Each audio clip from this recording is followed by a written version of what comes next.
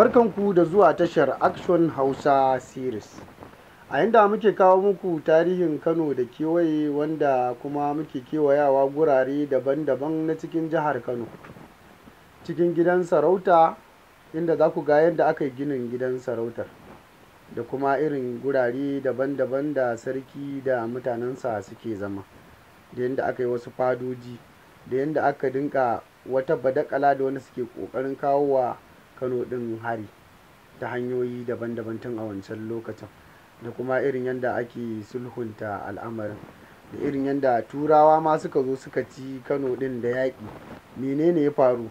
Da irin yadda wasu suka kawo wa Kano ɗin yaƙi bakatatan, da inda wata ran Kano ta taɓa zama har kwana kusan 40 ba kowa ya fita ya gudu, da irin yadda wani sarki ya fita ya je yaƙi, aka dawo aka manto sarki a wajen yaƙi, da irin yadda ya dawo yayi ya shigo garin bayan an rufe ƙofar garin, da irin yadda wani sarki da wani matsafi aka buga karan batta, inda sarkin ya je wajen matsafin ya shiga bukkar da matsafin yake, bayan ya yi sati ɗaya a cikin bukkar ba ci ba sha, inda sarkin ya fito har yau ba a sake ganin wannan matsafin ba, da irin yadda wasu masu ƙarfin gaske suke ji da ƙarfi, da irin yadda Rano, wanda ake kira Rano, ya yi ginin gidan sarauta na Rano da dai sauransu, irin yadda ya ringa ɗiban ƙasa a cikin fatar raƙumi, kuma har ta yagi a sake kawo wata fatar tun tana ɗanya har ta bushe ta yagi, saboda tsabar ƙarfinsa,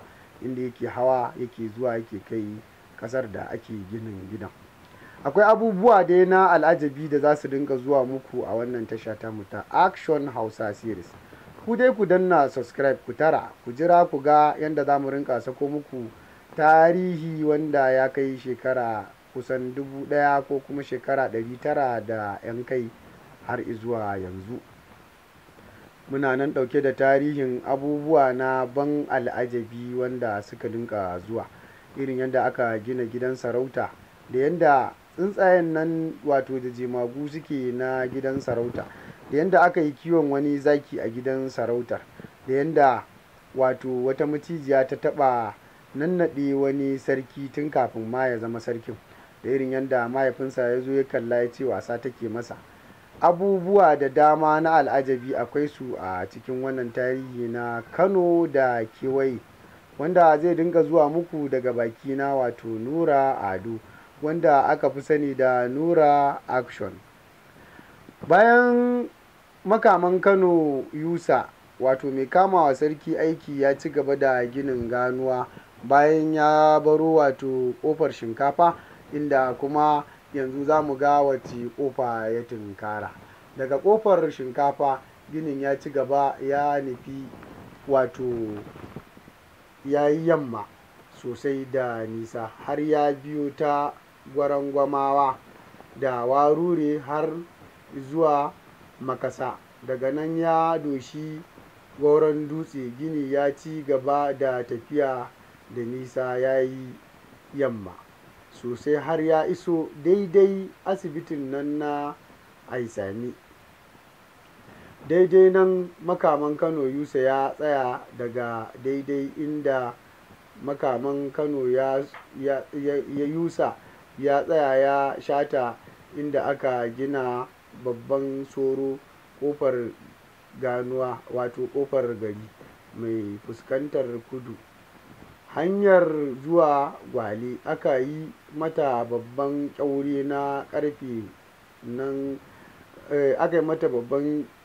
ƙarfe mai ƙwari. Bayan an gama, sai makaman Kano Yusa ya aika wa mahaifinsa sarkin Kano don ya zo ya ga ginin yadda aka tsara wannan ƙofa. Yayin da sarkin ya zo ya ga aikin ya yi kyau, ya gode musu, ya yi musu godiya sosai, ya naɗa sarkin ƙofa, ya raɗa wannan ƙofa suna ƙofar bulbula. Bayan Usman Gijimasu ɗan warisi jikan Bagauda ya saka wannan ƙofar bulbula, saboda kada a manta da bulbula autar Barbushe. Daga ƙofar bulbula aka ci gaba da ginin ganuwa da haƙan ramin nan na gwalalo ƙato. Gini ya yi yamma sosai, aka biyo ta ɓangaren kudu da goron dutse.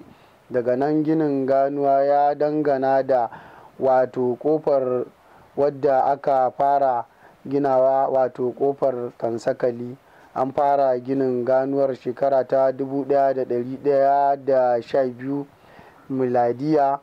An kewaye birnin wato Kano a shekara ta 1130 miladiya, wato an yi akalla shekara 18 kenan sarkin Kano Usman Gijimasu da shi da ɗansa wato Yusa Makaman Kano mai kama sarki aiki ana yin wannan ginin birnin ganuwa. A ginin birnin ganuwa birni aka shigo da dala da goron dutse da jakara cikin birnin. Wannan ne kewayen Kano na farko wanda aka yi a ginin ganuwar da ake yi ta birnin Kano. Kano a wancan lokacin mun gaya muku cewar wato gidaje ne, ba wai wasu gidajen gaske ba ake yin su a wancan lokacin, sabida irin yanayin ba ci gaba da ake samu irin yanzu. Yawan gidajen Kano dangar kara ne, waɗansu kuma wato dangar zogale ne, wato da dangar dashi. Kuma gidajen dukansu waɗansu an yi su ne da wato irin kamar ka ce ararraɓi da dai sauransu. Zauruka ne kawai wato gidajen da tsangaya. Su kuma ɗakunan akan yi su ne wato haye ne na jinka da baibaya, ba wai wani kwano ake bugawa ba a wancan lokacin. Kowanne gida na cikin wannan gari wato birnin Kano a zamanin sarkin Kano Usman Gijimasu ɗan warisi jikan Bagauda. Wato a wancan lokacin sarkin Kano Malam Umaru ɗan Kanajeji shekara ta 1411 miladiya gobara ta dinga kamawa a gidajen jama'a wato ba ƙaƙƙautawa, saboda duk gidajen kara ne. A gun karatun Jalalaini wato gurin tafsiri yakan ce kowa ya yi ƙoƙarin ginin ƙasa don saboda a rage tashin gobara da ake ta fama da ita, don kuwa gobara ta yawaita a birnin Kano. Don haka wannan bayani na sarkin Kano Malam Umaru ɗan Ibrahim Kanajeji ya yi tasiri a wajen mutanen Kano, inda aka dinga haƙa ramuka kuma ana ɗibo ƙasa ana yin tubali, inda aka fara yin gine-ginen ƙasa a jihar Kano. Don haka sai kududdufi ya yawaita a cikin jihar Kano, inda ake samun kududdufi ga sunan daban-daban, baƙin ruwa da dai sauransu. Aka rinka tara wa'annan ramuka. To da kududdufai suka yawaita ne sai aka yi nazari, gidan sarauta ya ga ya kamata a fito da wato hakimi wato na kududdufai, inda aka yi hakimin kududdufi wato mai kula da kududdufai na jihar Kano, don sabida a dinka rage wa'annan kududdufai daga jihar Kano. Sabida a wancan lokacin yara sukan shiga su wanka, wasu su mutu, wasu kuma sukan iya su kware. Aka dinka yin irin wayannan abubuwa daban-daban. Kano dai tana da faɗi da tsaho, wanda ya sa take da yawan jama'a da yawan ƙauyuka da kuma filayen noma kenan, wanda Kano take da su a wannan lokutan daban-daban. Akwai ƙofofi wato da sarkin Kano Muhammadu Rumfa ya yi su. Akwai kuma wato ƙofofin da Yakubu ya yi a zamaninsa daga shekara ta 1463 zuwa shekara ta 1499 har zuwa wato lokacin da sarkin Kano Muhammadu na Zaki ɗan Zaki shi ma ya nashi wato ƙofofin. Haka dai aka dinga yin ƙofofin. Bayan an yi wannan ƙofofin wanda muka rufe da wato kofar bulbula, inda aka cika shi Kano tun da aka fara wato kofar kansakali, wato kofar waika, kofar dawanau, kofar ruwa, kofar mazugal, adama da dai sauransu, har aka zagayo aka komo kofar kansakali. A wannan lokacin kenan wato Usman Giji masu dan warisi shi yasa aka yi su. Don haka a lokacin Muhammadu Rumfa shi ma ya sa an yi wa'annan kofofin. Sarkin Kano Yakubu shi ma ya sa an yi wa'annan kofofin. Sarkin Kano Muhammadu na zaki dan zaki shi ma ya sa an yi irin wannan kofofin.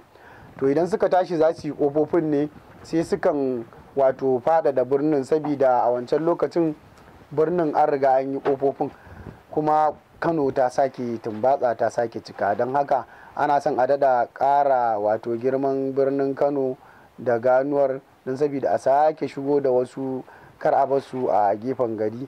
Duk da dai a wancan lokacin akan kawo hari iri daban-daban, don haka ne ma ake yin wa'annan kofofin.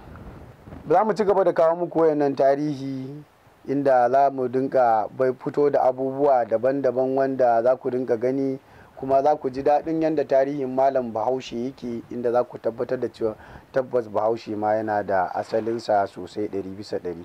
Sunana Nura Ado, wanda aka fi sani da Nura Action.